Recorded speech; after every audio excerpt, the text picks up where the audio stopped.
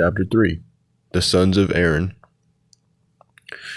This is the account of Aaron and Moses at the time the Lord spoke with Moses on Mount Sinai.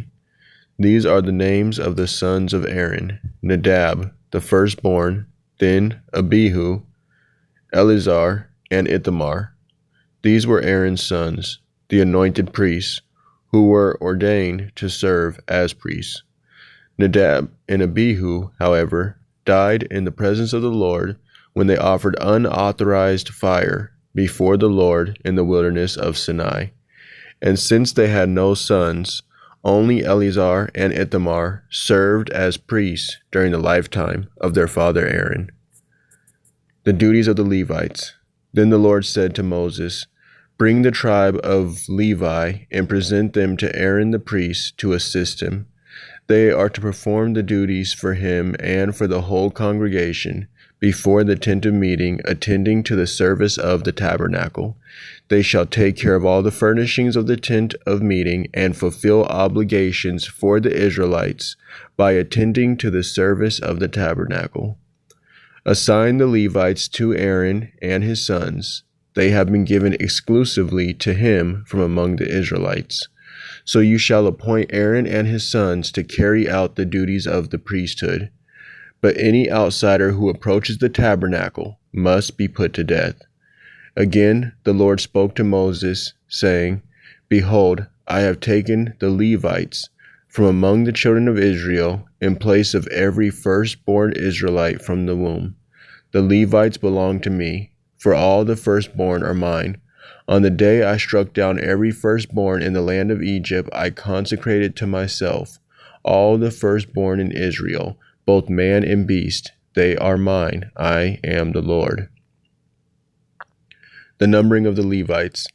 Then the Lord spoke to Moses in the wilderness of Sinai, saying, "Number the Levites by their families and clans. You are to count every male a month old or more." So Moses numbered them according to the word of the Lord as he had been commanded.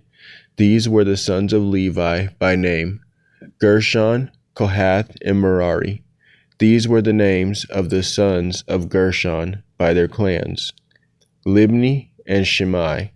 The sons of Kohath by their clans were Amram, Izhar, Hebron, and Uzziel. And the sons of Merari by their clans were Mali and Mushi.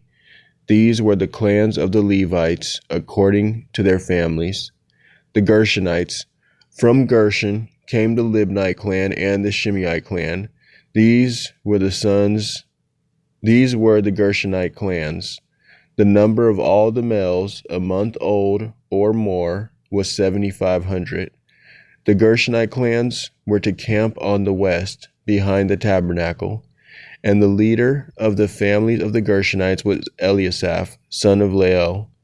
The duties of the Gershonites at the tent of meeting were the tabernacle and tent, its covering, the curtain for the entrance to the tent of meeting, the curtains of the courtyard, the curtain for the entrance to the courtyard that surrounds the tabernacle and altar, and the cords, all the service for these items. The Kohathites. From Kohath came the clans of the Amramites, the Izharites, the Hebronites, and the Uzzielites. These were the clans of the Kohathites. The number of all the males a month old or more was 8,600.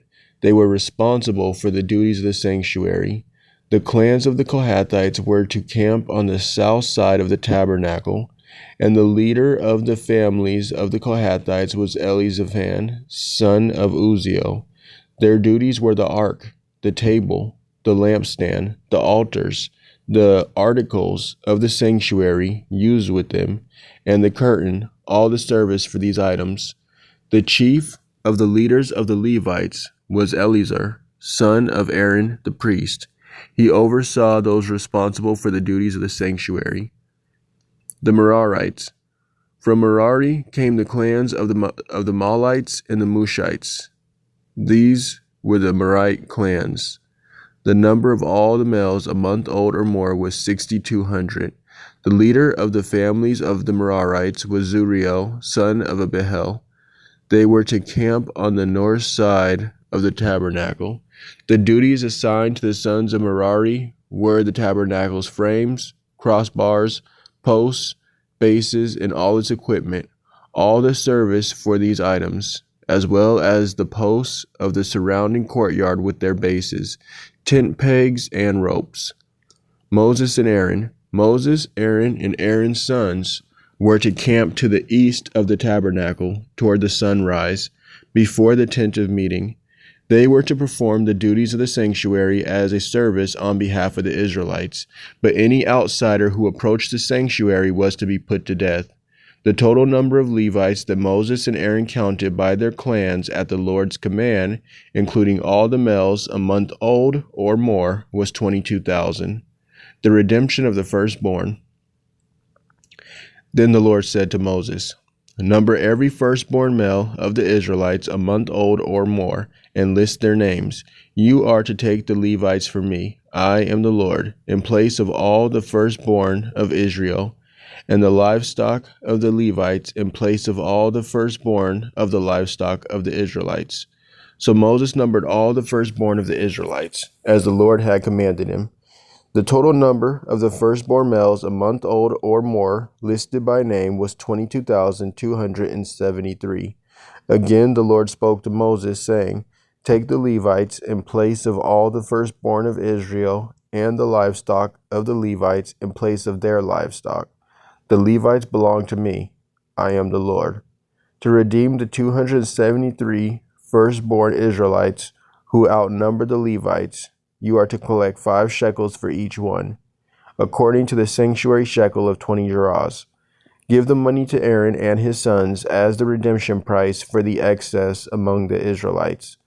So Moses collected the redemption money from those in excess of the number redeemed by the Levites.